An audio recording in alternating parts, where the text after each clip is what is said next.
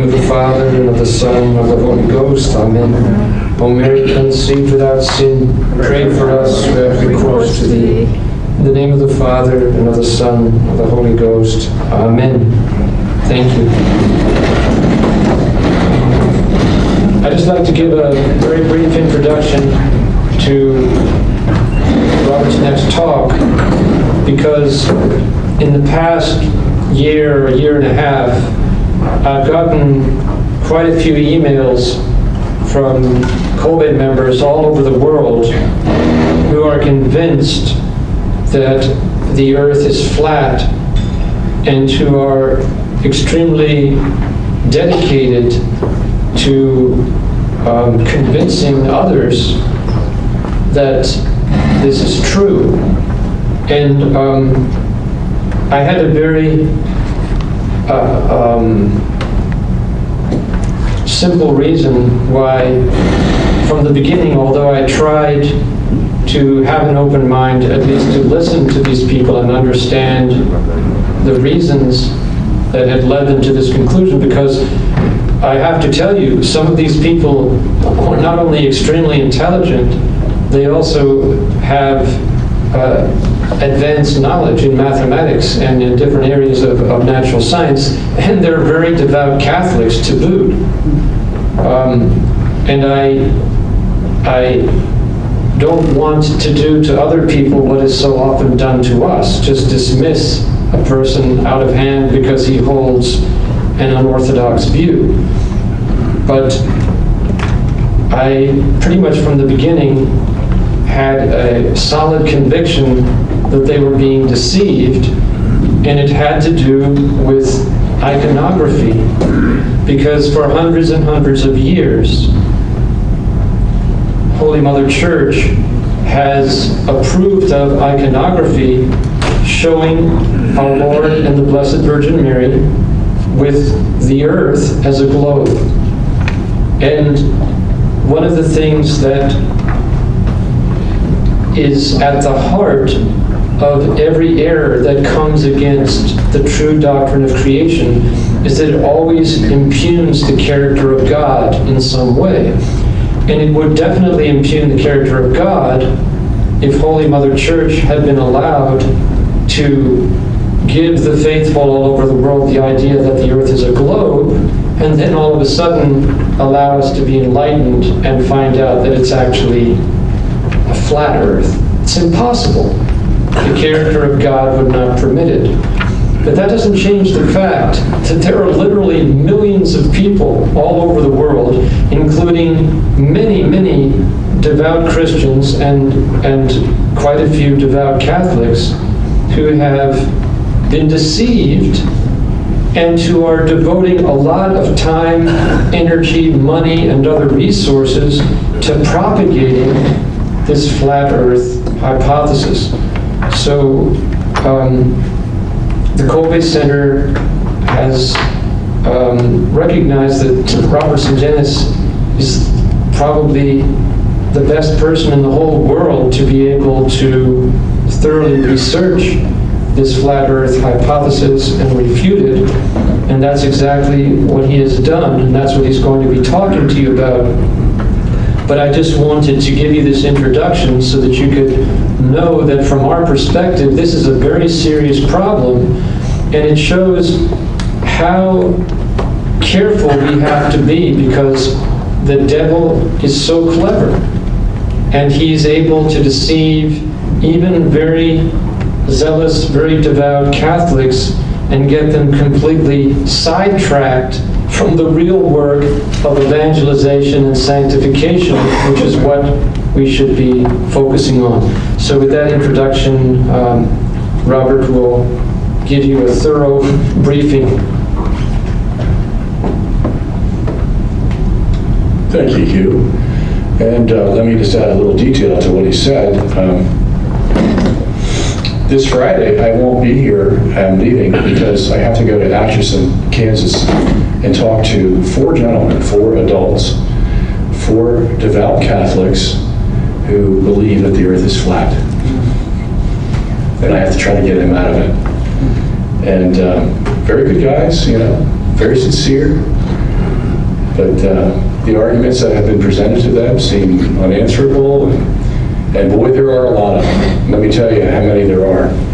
I want to move this up a little bit. I hope it doesn't hurt anything. Okay, so Hugh asked me to do this, about 9 months ago, I think it was. And he said, can you write me up a little paper, if I remember correctly? And I had already written a preliminary paper on it, and it was about 30 pages. And, Colby will pay you this much money for doing it. And I said, yeah, 30 pages, no sweat. I'd get that done, with one hand tied behind my back, my writing hand. And I expected to have it, within 2 weeks or something, was it? So I went in deeper to the subject than I had in my 30-page paper. That basically, what I was just going to do was, rewrite it a little bit and cover a little bit more territory, then give it back to you and say, here's the work. And 9 months later, and 736 pages later, I presented my book to Hugh and said, here's the final product. And so you can imagine then how involved this subject is, okay? So if you're sitting there and you're saying, oh, flat earth, come on, why are we even covering this? You'll be surprised, okay? You'll be surprised. It's like I said before in the last session, 2 + 2 = 4, and so does 3 + 1. Who has the right addends is the big $64,000 question, okay? Because there are things out there that you can use to make it look like the earth is flat. I'll be the first to admit that, okay? There are other things, of course, that just knock it out completely, but they don't pay attention to those things, so that's what we're up against. The 3-card Monty again, okay? Only pay attention to this, not what I'm doing with my other hand, okay? So that's what we have to uncover, and Satan is very clever and very deceitful, as we know. And so let's get into it. Have any of you, before I begin, met someone or had a discussion with someone who believes in the flat earth? 1, 2, 3, 4, 5, 6, 7, okay. None of you guys have ever heard of it before? You've heard about it, okay. So, well, let me expand my question then. How many have heard about the flat earth, that it is a controversy, that it is a wide belief, and, let me see your hands. Okay, so there's still some that haven't. All right. Okay, so basically the argument is broken down into 3 categories, I would say. And the first, that's why the book is 736 pages. It should have been here today, but the printer just couldn't get it done. It's in the mail, he said, but it won't get here by the time I leave. So, but we will have it on, he will have it on his website, I will have it on my website, and you can purchase the book. And, okay, so it's broken down into 3 sections, and the first is a historical section. The second is the biblical section, and the third is the scientific section, okay? The first section, historical, is about 100 pages long, and that deals with all the personalities involved in this. Some big, some small, some in between. A few of them have made a movie that was debuted at the Toronto Film Festival just last year. Okay, so you can see the caliber of people involved, the money behind it, and it's not something to joke about. Okay, if you go to YouTube, you will see hundreds, I mean literally hundreds of YouTubes trying to prove that the earth is flat. The problem for us in this little adventure that we go into is it's like going down a rabbit hole. And you may never come out. Because somebody will give you a scientific argument that you're just not prepared for. And you think you know some science, and you think you can answer this, but you won't be able to answer him and his specific arguments. Okay? And we'll go through some of those today. But so YouTube is just saturated with this stuff. There probably are 1,000 websites out there, all over the world, okay? And it sort of hit us by surprise because in this history, we came out with our movie, The Principal, in 2014, October. First showed in Chicago, then LA, and then a dozen other cities, more in the West. Kansas, I don't know if we ever got here or not. I don't think so. That was a movie that dealt with basically what I had in my last 2 lectures, okay? That the evidence shows us that the Earth is in the center of the universe. And I actually gave you material that most of it's not in our movie, okay? There's, the reams of material that I can give you that show the Earth is in the center, but we'll save that for another time. But at any rate, all this stuff about the flat Earth came out on YouTube right at the same time that our movie came out. And we were like scratching our heads saying, what's the reason for this? Why this avalanche of YouTube videos on the flat Earth at the same time as our movie, The Principal, came out? And of course, we, like anybody else, suspected that, well, maybe it has to due to the fact that the man downstairs, I should say, wants to sidetrack us off the real truth. That's a possibility. What better way to get people off of the truth than say, hey, looky over here, here's another little truth everybody forgot. And he's behind the whole thing, of course, and he makes it look like it's true, and everybody gets sidetracked now, and now we're off the beaten path, and who knows when we'll ever get back. Okay, so that could be a possibility, I don't know. And then there's other guys who said that it's a CIA PSYOPs operation, that the reason they said this was because the CIA doesn't want anybody to believe that the Earth is in the center of the universe, of course, and so what better way to sidetrack them than create all these illustrious websites, and that's one thing that grabbed me was the detail, comprehensiveness, and quality of these YouTube videos all cropping up at the same time, which means there's a lot of money behind this. Because if you know anything about making films, making YouTubes, it's not easy. It takes money, it takes talent, it takes professional expertise, it takes good writing, blah, blah, blah, blah, blah. Some are good, some are bad, but there's some really good ones out there. And they all cropped up at the same time. It's like somebody big's behind us, at least that's where our thoughts were going, and we didn't know for sure. But the point is made, though, that the fact is that it is distracting, no matter where it comes from. You has people from all over the world who are Colby members and have been Colby members for dozens of years. Because he's been around, for 20 years or more? Yeah. And they're calling him up, writing him letters saying that, I'm about ready to leave the Colby Center unless you accept Earth is flat.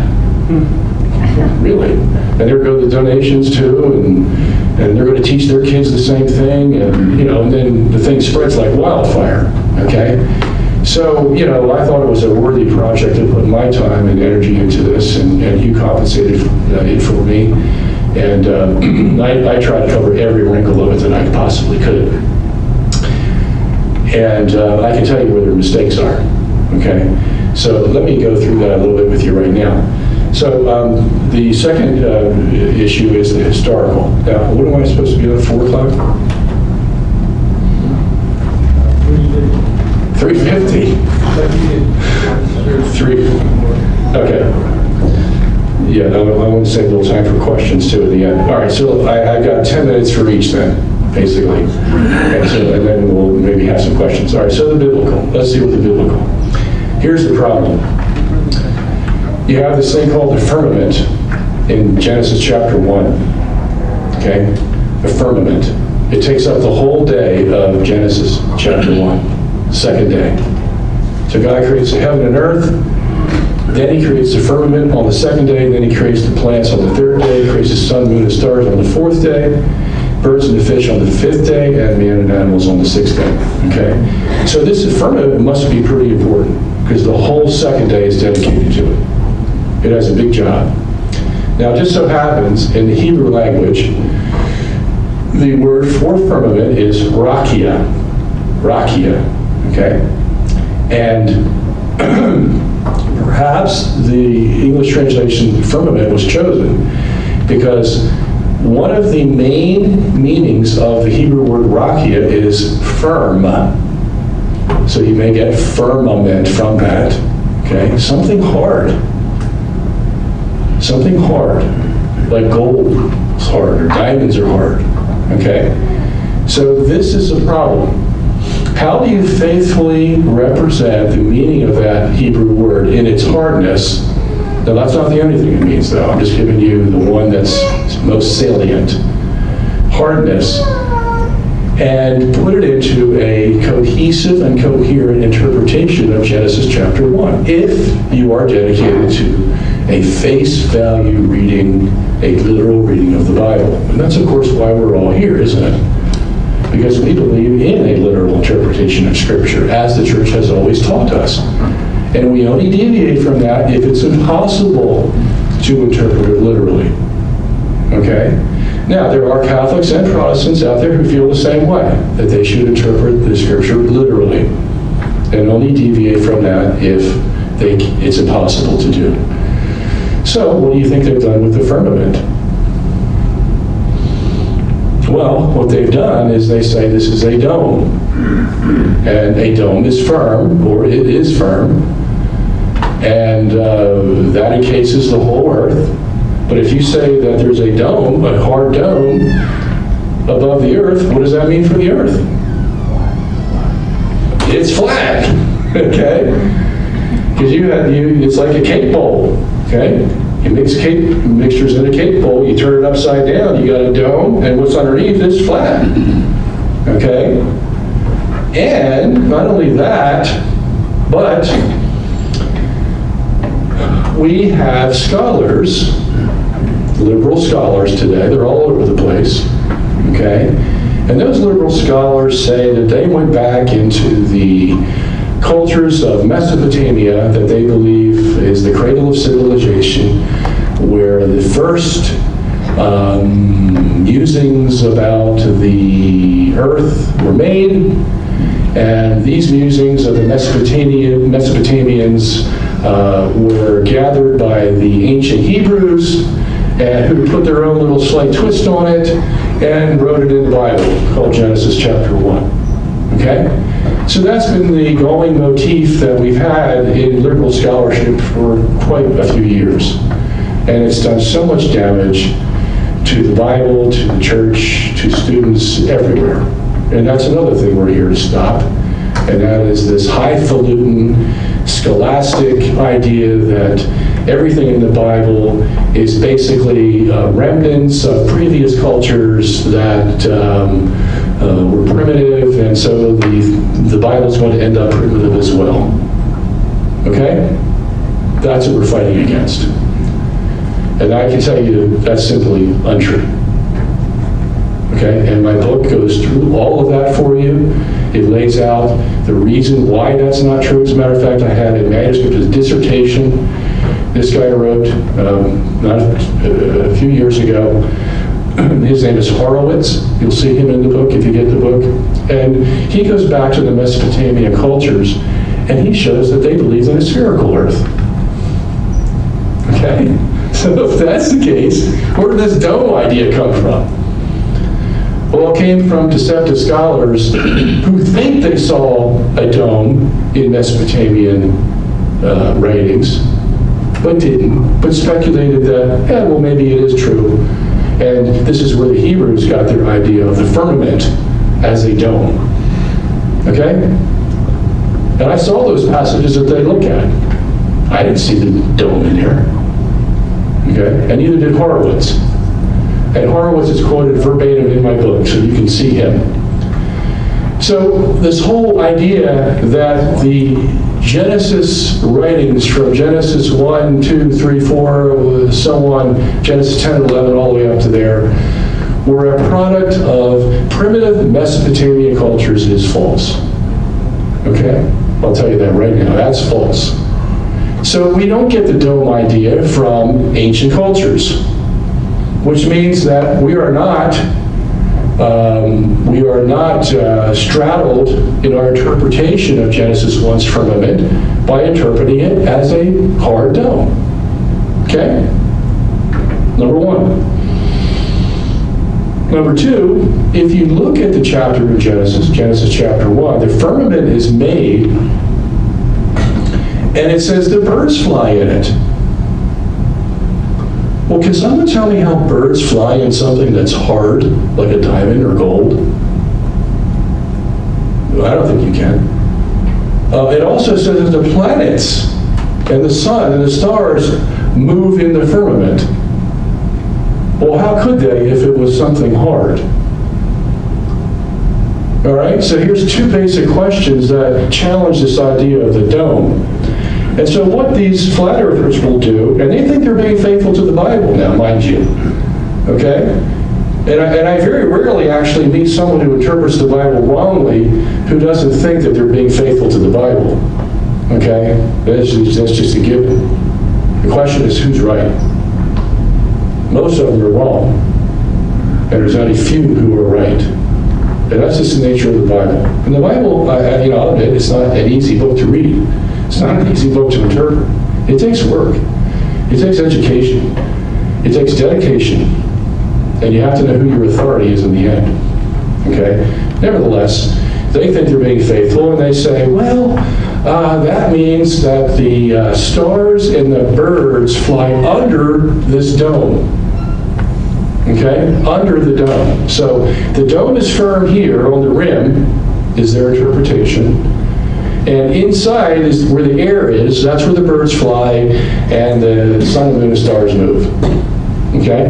Well, there's a problem with that. Because in the Hebrew language, if you wanted to say inside instead of in, you would use a whole different prefix for the noun than you would if you wanted to say in.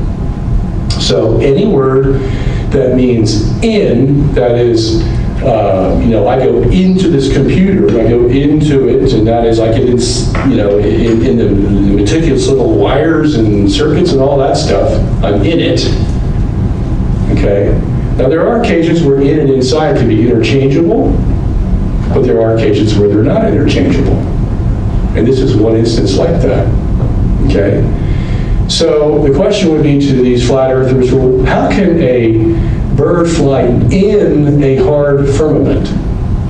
How can a planet move in a hard firmament? And the obvious answer is they can't. Okay? So what they do is they change the location, and they say, well, it flies inside the firmament. In other words, it flies beneath this hard dome in the air underneath. Okay? But if you wanted to say that in Hebrew, you would have to use a different prefix, and that prefix is the prefix mem. So it would be memrakia instead of beit rakia. Beit rakia means in the firmament. Memrakia means inside the firmament. Subtle difference, but very important. Okay? So that's what we have to go on. We have to show them that, look, this firmament you have, this idea, can't fit into Genesis 1's interpretation. Okay? So you have to get this idea of a dome out of your mind. Yeah, but all these scholars talk about, all these scholars are wrong. Because they didn't read that Mesopotamian literature as carefully as they had led us to believe they did. Okay? So there's the first issue. You see how complicated it can get. In order to answer that, you have to know the Hebrew language. Okay? You have to be able to distinguish between inside and in. You have to be able to distinguish between something that's hard in the word rakia, but you also have to add in what else does rakia mean. And there's another flavor to rakia in the Hebrew that they often miss, and sometimes deliberately. And that is that the rakia is something hard, but it's also something flexible. Try to wrap your brain around that one. Okay, and that's why people have had so much problem with this word firmament in Genesis chapter 1. Because it means two very different things. that we can't put together in our minds. Something hard and something flexible at the same time. They try to compare it to having gold, like a gold nugget, and a gold leaf, which is very flexible, if you've ever handled a gold leaf. That's a pretty good analogy, but that doesn't go far enough, okay? The basic meaning of the firmament is that it's space. Space. Okay, that space can have air in it, or it could be outer space that has no air, but it's space. Well, let's look at space. What is space? First of all, does it fit in with the understanding of Genesis 1? It certainly does. Birds fly in space, don't they? Sun, moon, and stars, they move in space, don't they? We call it outer space, but it's still space. Okay? Well, that space must be very important. And it is. If you look at Genesis 1 literally, day after day, and you're trying to build a universe, that space becomes very important because it separates things. And it allows things to move in it. Okay? So it's space. So somebody says to me, how about outer space? What's in outer space? Isn't that a vacuum? Well, yeah, from our point of view, it's a vacuum, but that doesn't mean there's nothing there. And we'll say, well, how do you mean that? And I'll say, well, nothing means nothing is there. Because nothing can't exist. Everybody understand that? Come on, I need some reaction. You guys are falling asleep on me again. If I said there's nothing there, what does that mean? If there's nothing there, that means you can't fill it with something to make it exist. Because there's nothing there. That's our definition of nothing. Now, you could be Lawrence Krauss and have a definition of nothing. That's not really nothing, because he says it's filled with energy that turns into something. But obviously, Lawrence said it's not nothing, is it? It's a nothing with a something. Okay? So, metaphysically speaking, nothing means nothing is there. But we can't have that in a physical universe. So that means space has to be a something. As a matter of fact, there is one Bible translation out of the 45 that I examined that translates Genesis 1:6 as God built something. Oh, I had to crack up at that one. That was precious. It was genuine. God built something. Well, but then what does it tell you about the translator? He knew there was more to it than just the hardness thing. Because he looked at all the passages in the Bible that had rocky, and he saw something a little different, and rightly so. Okay? But again, this makes it complicated, and you got to get to the right answer, and that's what we're trying to do here. So I spent a lot of exegetical time in this, and that is 250 pages long. Okay? And I go through every passage of the Bible that talks about the shape of the earth, if there is a shape, and the firmament, and all kinds of stuff. So it's very long. As a matter of fact, maybe closer to 300 pages. But let's deal with something else now. Okay, I whetted your appetite with this firmament thing. You see how complicated that is. Here's another passage in Isaiah 40, verse 22. It says, the Lord God looks down upon the inhabitants of the earth, looks down upon the circle of the earth. The circle of the earth. Say I have, it's 3:45, okay. He looks down the circle of the earth, and the men look thereupon as grasshoppers. Okay? So, the idea is that God's way high, and if you compare the size of a grasshopper to the size of a man, you come up with, we're about 16,000 times greater than a grasshopper, so you add that to the distance God must be up and looking downward, and you get like 400 million miles. That's all, not important stuff, but the issue here is the circle. How do we understand the circle? Okay, if God's looking from above and he sees a circle, does that mean a disk, like a flat earth, or does that mean a spherical earth? Well, the problem with that word, and it's the Hebrew word huk, which does mean circle, but a circle is an abstract object. It doesn't have 3 dimensions. A circle has 2 dimensions, and so it's an abstract shape. So when a Hebrew says the shape of the earth is a huk, he means that it has a circular shape. Okay? He's not telling you whether it's a disc. He's not telling you whether it's a sphere. He just says it has a circular shape. That's as far as that verse can go for us. Okay? What we do know is this. If God's looking from above and he sees a spherical earth, okay, what he sees is a circle. Okay? Because there is no depth from that high up, so to speak. You will see the equator, and even if there was a bulge in the equator, like scientists believe, it still would be in the form of a circle. Okay? So there we go. But they say, but a circle is not a sphere, it's closer to a disk. And if you don't know your Hebrew, they got you. Okay? So you have to explain to them, well, a circle is not a disk because a disk has what? Depth. It has depth. So how can your disk be the circle that Isaiah is describing? You say, because a circle is a shape. It's not a three-dimensional object. So that's an interesting little word. Okay?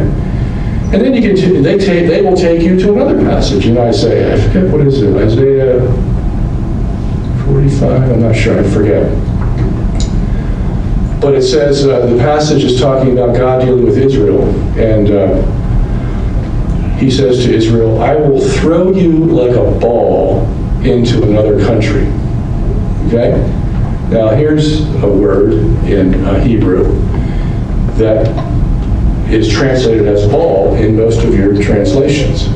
Okay? And the flat earther will point to that verse and he will say, well, you see, what is a ball? A ball is a spherical object. And then he'll draw the conclusion, well, if God ever wanted to say that the earth was a sphere, he would have used this word here in Isaiah 45, whatever verse it is, where he calls it a ball. Hey, that's a pretty good point, don't you think? That's a darn good point. And this is where a lot of them get trapped into it. Okay? Now, here's an interesting little thing, too. In Hebrew, they had no word for sphere. They had no word for sphere. They had no word for ball. Yet that verse is translated as ball. But if you look at the meaning of that Hebrew word, it doesn't mean ball per se. It means something that rolls. Now, something that rolls can be a cylinder, it can be a sphere, it can be a disc. We just don't know. And we're further complicated by the fact that there's no specific word in Hebrew for sphere or globe. Now it's interesting that the Douay-Rheims version translates that passage I pointed out to you, Isaiah 40:22, as God looks down and sees the, not circle, sees the globe of the earth. And it's the only translation to do that. Out of 45 that are available, it's the only English translation that says globe. Okay, now some people might say, well, didn't they go a little too far? And I would say, yeah, I would. Now, if you want to base it strictly on the meaning of the Hebrew word klug, it's gone a little too far. It could be globe, but we just don't know for sure. All right, so I said all that just to show you the parameters we're working with here. Why this subject is much more complicated than you might have been led to believe. Okay, and why it takes a lot of study and a lot of time to get down to the nitty-gritty to find out the truth. Okay, everybody with me? Yes. All right, great. All right, so let's go on to the third part of the book, which is the scientific. Okay, so how in the world can a person believe that the earth is flat in our day and age? Well, here's what you do. First, you deny every bit of evidence that NASA gives you that the earth is a sphere. Every bit. Because if there's one photo that's true, that shows the earth as a sphere, the game is over. Okay? So in the process, then, how are you going to convince people that NASA makes fake photos? You've all heard of fake news? Well, here's the biggest fake news. How do you convince them that NASA makes fake photos? Well, unfortunately for them, NASA stumbled into this itself. Okay? Because what the flat earthers will do is they will show you instances where NASA uses computer graphics, see what they call CGI, computer graphic images, to make pictures of the Earth. Okay? So what and NASA even has people that paint pictures of the Earth. And you've all seen how good paintings can be. I mean, that painting by Debunking that just sold a couple weeks ago, of Jesus holding the globe. As a matter of fact, that's on the front cover of our book. You look at it, it looks real. I mean, it looks like he's alive. They can paint that well. Okay, so it'd be no problem to paint an Earth with clouds over it, water, and green areas of vegetation, all that, and pass it by as a real picture of the Earth. Because NASA admits that they do that. Okay? NASA also admits that when they send satellites over the Earth, around the Earth, to take pictures of the Earth, they don't take a whole picture of the Earth, they take what they call composites. And so they'll get these peels of photographs of the whole spherical Earth, and that'll be one peel, and then the satellite will go by again, and it'll get another peel, and then it'll go by again, and it'll get another peel, and then they put all these peels together, and that forms your spherical Earth. But if anybody knows anything about photography, when you make a peel, okay, it's wide in the middle, and it's thin at the ends. So they have all this space to deal with in all the peels that they put together. And so what are you going to do? Well, you have to fill that up with water and with clouds, and somebody is going to look at those clouds and it's going to see that those clouds here are just like those clouds over here. And so now you have the word fake designated for your photo, okay? That's one instance. Here's another. Have anybody ever seen that picture called Earthrise? Have seen it, okay? So the Earth it looks like it's rising above the horizon. It's in phase, so it's not a full Earth, it's just a phased Earth, as if the sun is shining on one side of it and not the other. And it looks like it's coming from the moon because you have moon landscape in front of the foreground of the picture, and the Earth is way far away, but you can still see it in phase. And it's called Earthrise because it's supposed to depict man on the moon taking a picture of the Earth rising in the morning. Okay, like the moon rises in the morning. It just so happens, however, that little photo is a Photoshop. Okay, it's a Photoshop finally admitted by NASA that they pasted onto another photograph. Okay, and you can prove this to yourself because all you have to do is turn the contrast up to high level, and you'll see that that picture is actually a rectangle with a circular Earth inside of it, which means somebody pasted a rectangular picture of the Earth on the photo. Now, if you're predisposed as a flat earther, and you see this, what's going to be your conclusion? That NASA lies to us, and as a matter of fact, they always lie to us. Okay? That's your conclusion. Because you're predisposed to that, because you already believe the Bible tells you that the Earth is flat, there's a dome over it. And you're a Bible believer. And so you catch two birds with one stone. You believe the Bible, and you found NASA in a lie. Case dismissed. Okay? That's what we're dealing with. And then we'll bring up other evidence. One of the more famous is the photo of the Chicago skyline by an amateur photographer who does this on his own time and has many pictures on his website that you can go to see. He takes pictures of the Chicago skyline from the other side of Lake Michigan on the Michigan shore, which is, on some places, it's 60 miles away.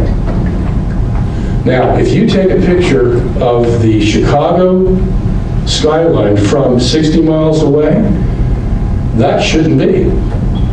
Because according to the curvature of the Earth, that Chicago skyline should be 900 feet under the horizon if the Earth is curved. Okay? Everybody see the seriousness of this? Okay? And you do the math, and that's what it turns out to be. It should be 900 feet underneath the water. And that building, the Willis Tower, which used to be the Sears Tower, is 1,450 feet high in the main structure, and then it's got 300 and some odd feet of antennas, so it's actually 1,750 feet high. But most of that building would be underneath the horizon, but you could see most of it in Joshua Nowicki's photo. Most of it, from 60 miles away. All right, so here's another problem you have to deal with.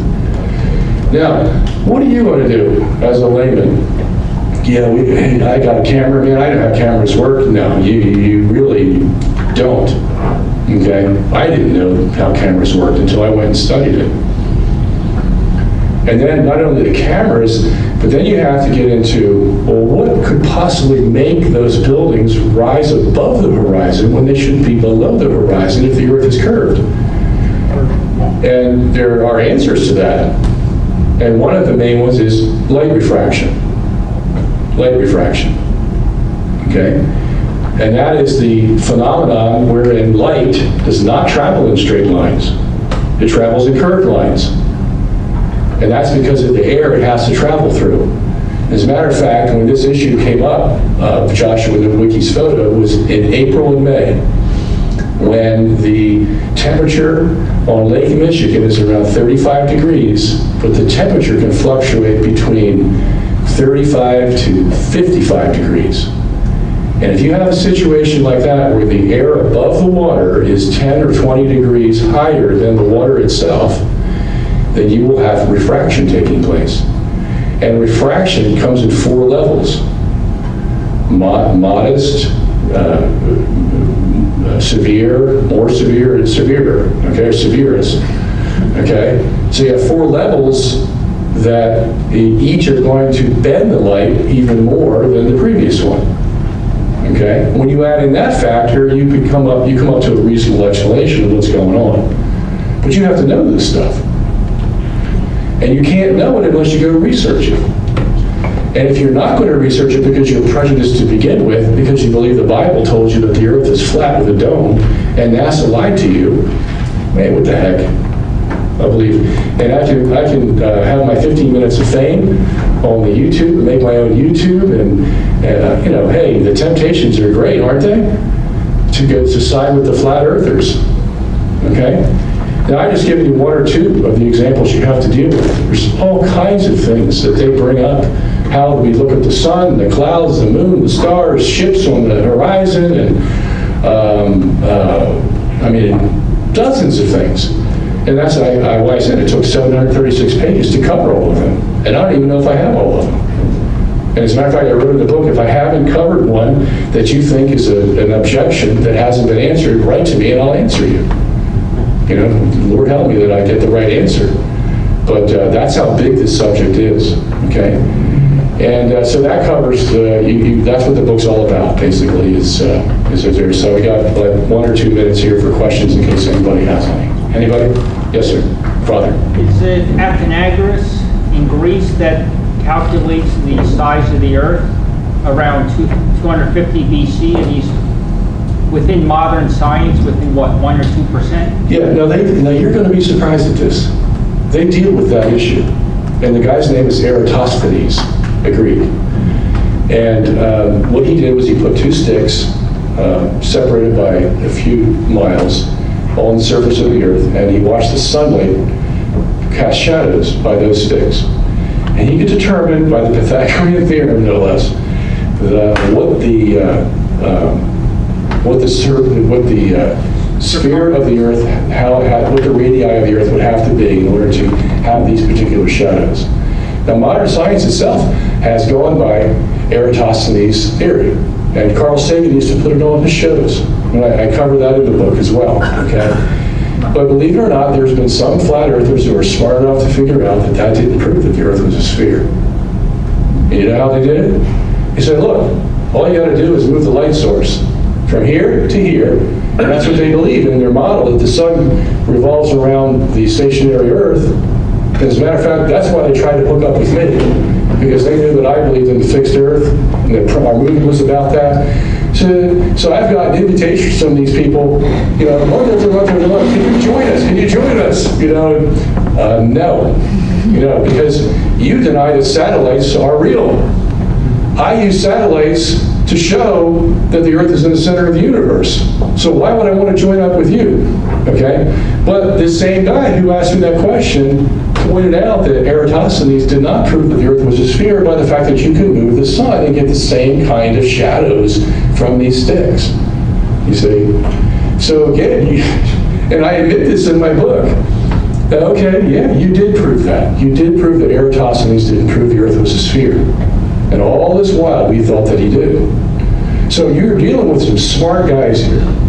They know their physics, they know their cameras, and they know their Bible. At least they think they do. And they put all those together, shake it up, and you got a flat Earth. Okay? Yes, sir. So how do they discount for, there have to be an apparent periodicity of boats or planes going, there has to be an end, right? So it's a Pacific, Atlantic, whatever they're making up. You have to have some periodicity, or I can't conceive how they can deal with that. Well, what they do is they say, what you think you're flying is in a circle, we do too. Because you're going to be circling around their flat Earth and thinking that you're going in a circumference around here. Yeah, but if you go over a giant great circle, you're going to have to go to the pole. And so they're going to eliminate poles. So Oh, yeah. Chicago or Yeah. China. Yeah. Now you go over the pole. Sure. They have to eliminate that pole. Right, so what they end up doing is they have to use one of the manufactured maps, a two-dimensional map. They usually use the azimuthal map, okay? And what the azimuthal map does is it constricts all the northern continents, okay? And then it elongates all the southern continents, okay? But the big thing here is it gets rid of the South Pole. So their whole thing, who's, by the way, here went to Antarctica to do research? You're gonna love this. So they get rid of the South Pole, and Antarctica becomes now a 75,000 mile long circumference ice ring around this globe Earth that's flat. I mean, this flat Earth that's a disk. Around that disk, and it's 200 feet high in their estimation, and it circles this flat Earth. That's their going understanding of this. So that's actually is a sore thumb that they just can't get rid of. They can try to use the Mercator map, okay, but that makes Antarctica just gigantic thing at the bottom, and continents are all small, so they can't find the two-dimensional map that's exactly going to depict what it needs to be. And that's because it's impossible to do. The only one that can do that is a spherical map. Okay? Yes, ma'am. How do they deal with the sun coming up and being seen by every country in the world at the same time? What they will say is that the sun becomes small enough because they believe the sun's 27 miles in diameter. What? Okay, but if it's tabletop and the sun's up here, it can be seen by all points of the globe at the same time. Unless it's spotlighted, first of all, okay? In other words, the sun does not radiate in concentric spheres. It radiates in a spotlight. That's how they determine the day and the night. Gotcha. Okay? So there's going to be a dark side of the sun. You won't be able to see it. You only see it in that cone of light that it allows on flat Earth. Okay. What's that? It's like a flashlight? That's how they... Yeah, more like a flashlight. Yeah. Now, here's where they have their problems too, because in Antarctica, it'll receive light 24 hours a day, sometimes 6-week period. And same with the Arctic. Okay, so that's a problem for them. So some guys try to make the cone a little bigger, and some guys try to have 3 different kinds of cones to take care of these problems. And what are they all driven by? Why are these guys driven to find these models that might possibly work, but really are impossible? And that's because they believe the Bible told them that the Earth is flat. That's where it's all coming from. If you believe God told you the Earth is flat, and NASA's a liar, and evolution is false, and the Earth is fixed, and we've been told lies all our life, you're going to try your darndest to figure out how this flat Earth works, even if you don't come to it. And don't complain, you guys have been working on your model for 500 years. We just started. But the Bible told us, and that's where we're headed, you see. So that's where the first thing has to occur, is you've got to show them that their exegesis is wrong. In your book, do they cite church fathers, council? Oh, yeah. There's some Catholic trads out there called the Flat Earth trads, they call themselves. But they have references to church fathers and Oh, council? yeah. And I had to cover all of them in depth to upset their review or interpretation of these fathers. One was Jerome, for example, great church father. And Jerome makes a comment, one of his commentaries in the Isaiah commentary, that he doesn't like the spherical earth, or something to that effect. I forget what it is, it's been a long time since I addressed it. And I have to show them that he can't be addressing the fact that the earth is not a sphere and it is a disk, because over here in this other passage, he says that the earth is a sphere, but they ignore that passage. Okay? So you have to deal with it like that. They even try to make St. Augustine a flat earther. And there's this scholar, Augustine scholar, that goes into Augustine's writings and twists and turns and tries to make these things look like Augustine believed in a flat earth. Okay, so I had to go through every one of those passages, and I got some help from another scholar named Nalthaft, and he's all documented in the book that shows how this guy is twisting things. Okay, but he's an Augustinian scholar. Okay, you got to deal with that. He's got the license, you know. Who else? Well, Lactantius, of course, has always been known to, favor a flat earth, but that's because he was dealing with the antipode issue. The antipode issue is something that a couple fathers dealt with, especially Lactantius, and that is the idea that if you have a flat earth, okay, well, if you have a spherical earth, then the north people are standing upright, but the people in the south are standing upside down. It's antipodes, okay? Podes meaning feet. Their feet are connected. And they didn't like that idea because, as Lactantius put it, look, man was made upright. That's the way he interpreted upright. Man was made upright, so that means he's going to stand on his feet and head's going to be toward heaven instead of his head down at the bottom away from heaven. Okay? So that was one issue. But he never comes out and says, I believe in the flat earth. He never says that. He just says, I have a problem with this antipode issue, so therefore the globe that we got from the Greeks is a problem. Okay, it's a problem. He doesn't solve the problem, but he just says it's a problem. And the Greeks did give us a spherical earth. Okay? There is Theophilus of Antioch, and there is, what other father? Chrysostom, even Chrysostom. Okay? And Chrysostom is hard because he sees, what he does is he looks into the heavens and he says, what's the shape of the heavens? And what he sees is a vault, kind of a hemispherical vault. That's what he says. But he never says that underneath of that is a flat earth. But they interpret it that way. Okay, they say obviously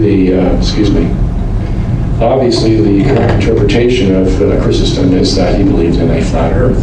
Okay, you see all that? Okay, there's a few other fathers like that. And then there's this guy who actually wasn't a father because he comes in like 600. He's rather late. Cosmos the monk is his name. And he's a great world traveler, and he made maps of the earth and made it flat. And he denounced a spherical earth. And so anyway, I have 150 pages on the fathers in the book that you can read in detail.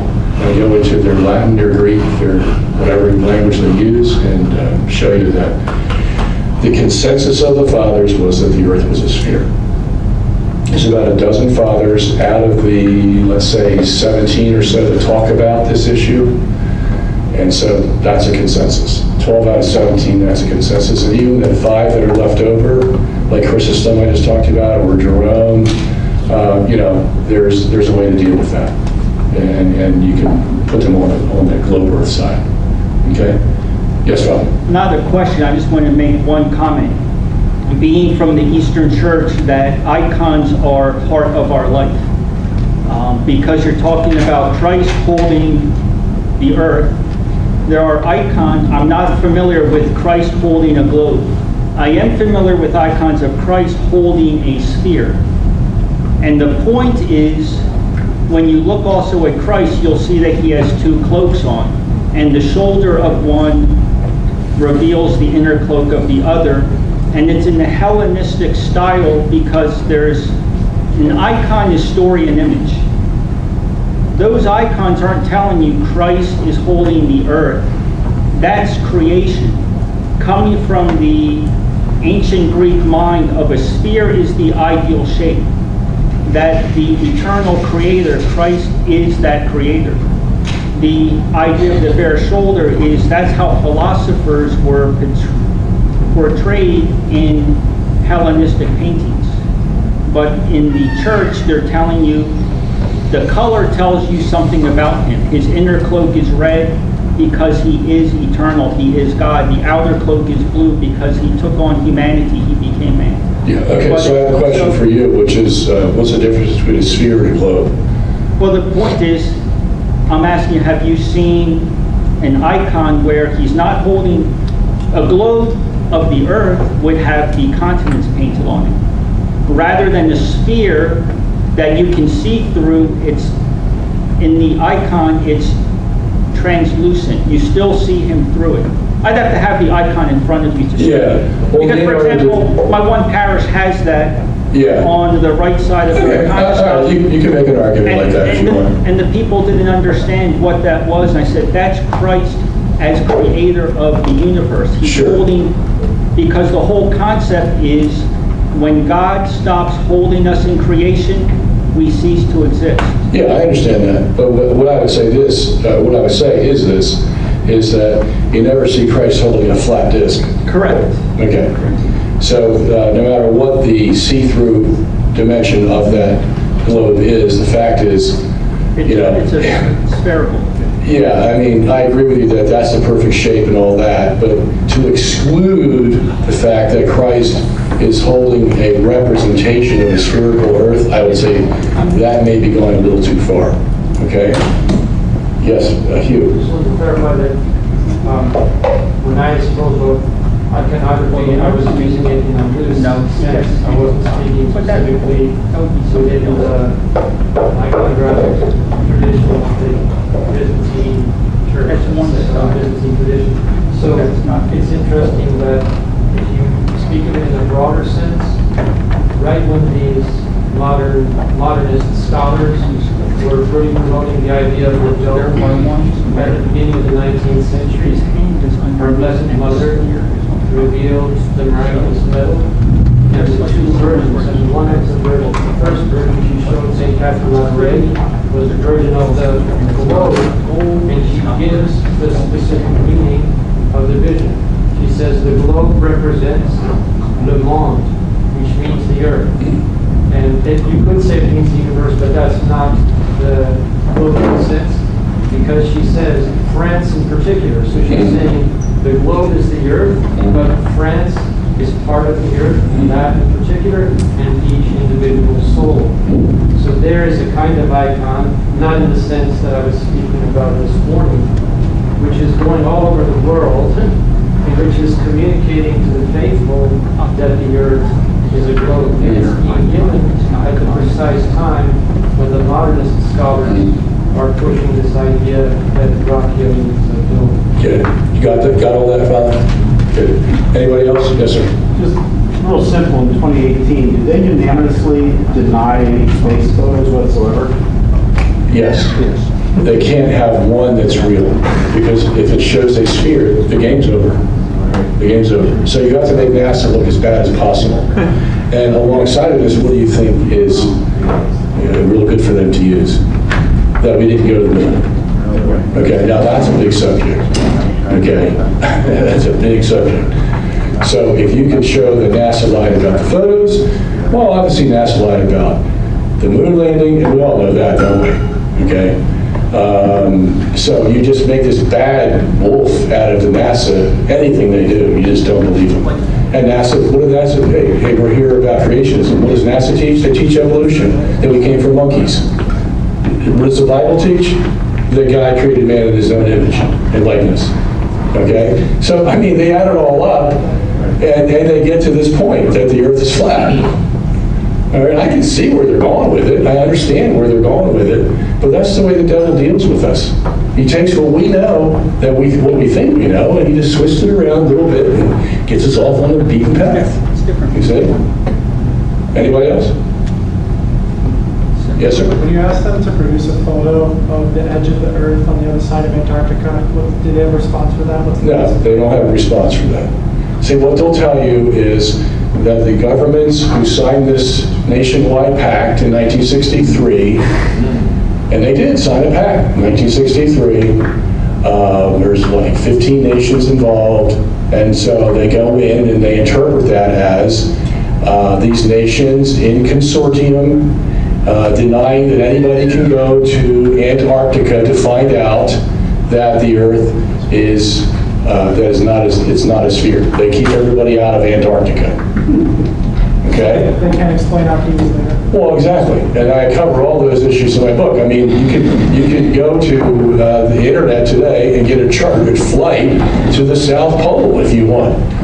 You pay the money for it, but there it is. Okay, so that sticks out like a sore thumb. And, it's a matter of deciding which evidence you're going to believe, you see? And until they actually set their foot on Antarctica, they're going to believe it's an ice wall instead of a continent. Okay? Yes, here's another issue with the stars. They have a big problem with the stars. Okay, because if you're on a flat disk, everyone should be able to see the North Star, Polaris, correct? No matter where you look.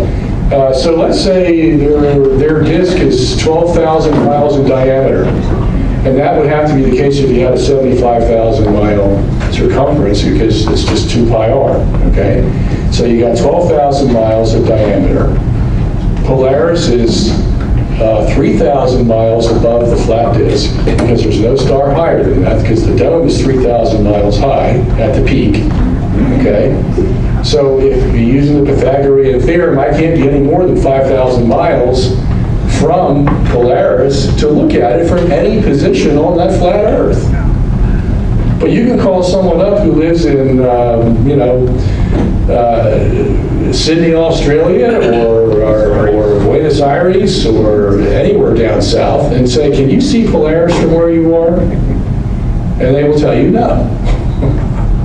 Okay. Trying to get a flat earther to believe that is another story, okay? And it's the same with us in the northern hemisphere. The South Pole star is Sigma Octantis, but none of us have ever seen it, have we? No, because the curvature of the Earth blocks our vision so that we can't see what those southern stars are. And then if you're a flat earther, that means you have to fit all the southern stars below the equator, and there's billions of them that we can see. You have to fit all those southern stars into that dome that you just created, on the bottom of that dome.